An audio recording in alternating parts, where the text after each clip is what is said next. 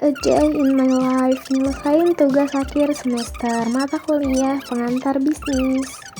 Assalamualaikum warahmatullahi wabarakatuh. Perkenalkan, nama saya Siti Nurjana dengan NPM 112115113 dari Program Studi Manajemen Non-Reguler. Di sini saya akan mempresentasikan tugas akhir semester mata kuliah pengantar bisnis. Materi pertama yang akan saya bahas yaitu fungsi manajemen. Fungsi yang pertama yaitu fungsi perencanaan atau planning. Tahap perencanaan merupakan tahap awal yang cukup krusial untuk perjalanan bisnis ke depannya. Pada tahap ini, perusahaan harus menentukan tujuan jangka pendek maupun jangka panjang yang ingin dicapai oleh perusahaan.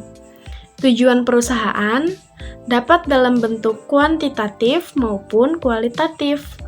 Apabila tujuan sudah ditetapkan, maka selanjutnya adalah menentukan bagaimana strategi yang tepat untuk mencapai tujuan tersebut. Setelah strategi dirumuskan, selanjutnya perusahaan harus mengalokasikan sumber daya yang dimiliki untuk menjalankan strategi tersebut. Fungsi yang kedua yaitu fungsi pengorganisasian atau organizing. Pada tahap ini, tugas perusahaan adalah membentuk tim ataupun organisasi yang tepat untuk melaksanakan rencana yang telah dirumuskan.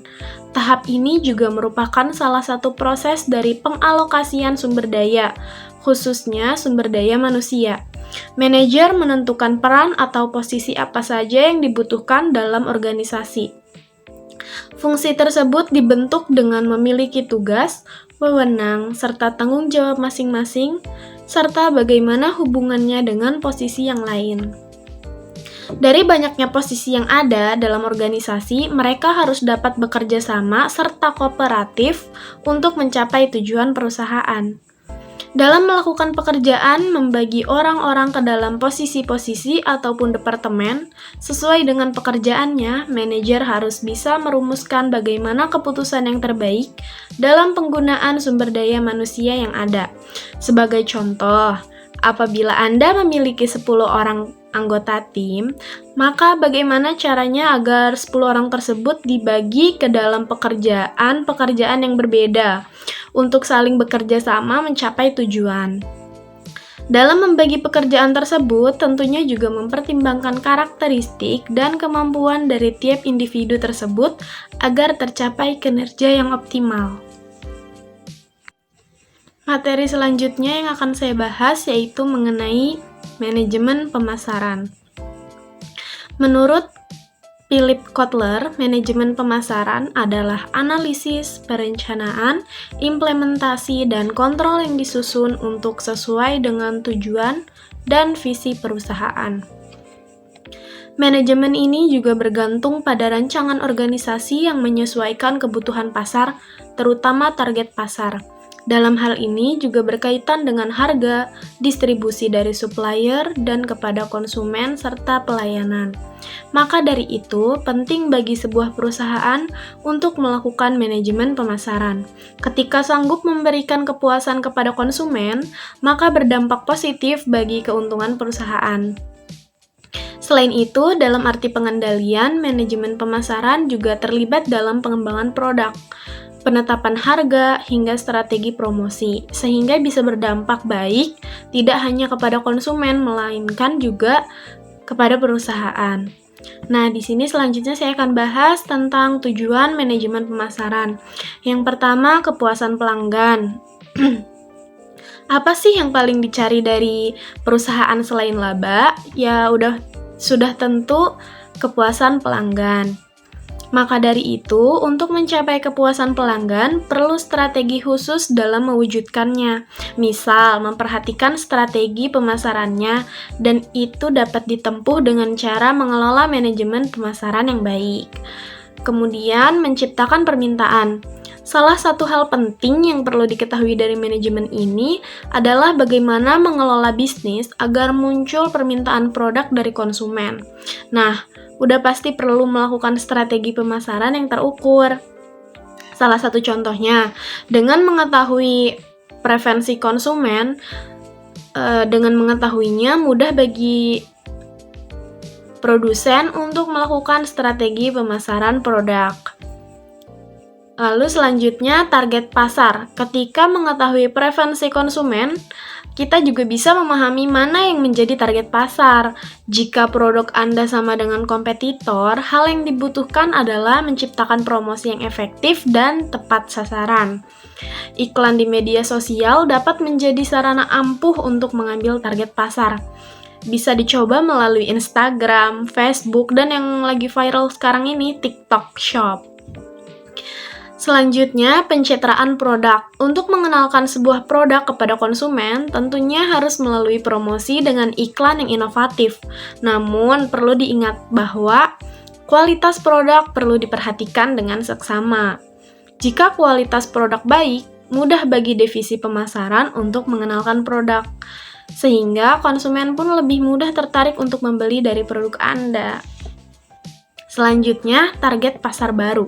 Jika Anda tidak memiliki pelanggan tetap, sudah waktunya untuk melebarkan sayap bisnis. Anda perlu mencari pelanggan baru sebagai cara untuk melipat gandakan keuntungan. Strategi yang bisa Anda lakukan adalah melalui iklan di media sosial. Hadirnya target pasar baru akan menambah variasi produk. Sebab biasanya ada permintaan produk yang berbeda, ini menjadi peluang sekaligus tantangan bagi Anda untuk meraih keuntungan yang lebih besar. Selanjutnya, menaikkan keuntungan. Bagian dari manajemen pemasaran yang paling penting adalah bagaimana meningkatkan keuntungan. Seberapa banyak strategi yang dilakukan, jika tidak dikerjakan secara konsisten, akan membuat bisnis tidak berkembang. Maka dari itu, konsisten adalah kata yang penting di dalam bisnis.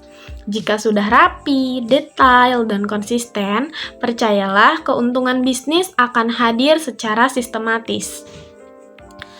Selanjutnya, karakteristik manajemen pemasaran. Yang pertama, fokus kepada konsumen.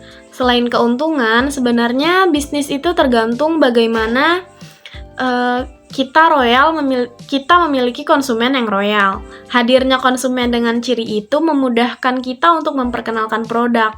Terlebih, mereka bisa menjadi influencer yang baik bagi calon konsumen. Oleh karena itu, merawat konsumen menjadi yang terdepan dalam bisnis. Produk yang baik adalah produk yang dibutuhkan oleh konsumen. Selanjutnya, riset pasar. Mengapa harus riset pasar? Pertanyaan ini tuh penting karena tergantung pada kebutuhan bisnis. Namun, pada dasarnya ketika memulai bisnis, kita perlu melakukan riset pasar. Riset ini tuh untuk menentukan siapa target pasar kita, berapa jumlah yang ideal untuk mengeluarkan produk. Selain itu, kita melihat bagaimana strategi pasar yang harus kita jalankan. Dengan demikian, mudah bagi kita kapan harus memulai bisnis. Selanjutnya, buat rencana pemasaran.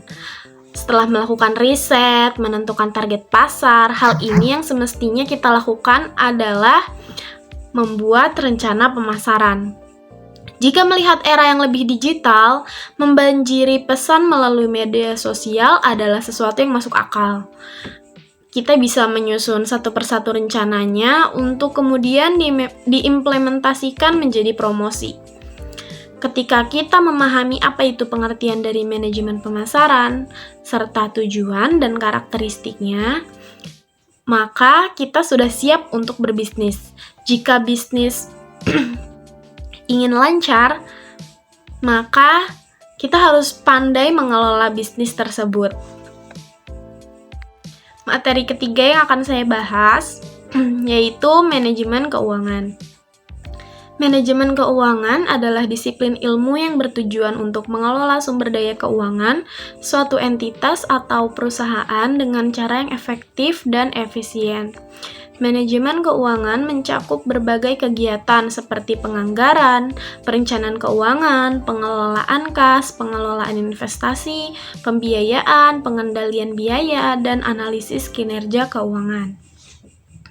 Tujuan utama dari manajemen keuangan adalah untuk memastikan bahwa perusahaan memiliki sumber daya keuangan yang cukup untuk membiayai operasinya, serta memaksimalkan nilai perusahaan bagi para pemangku kepentingan atau stakeholders.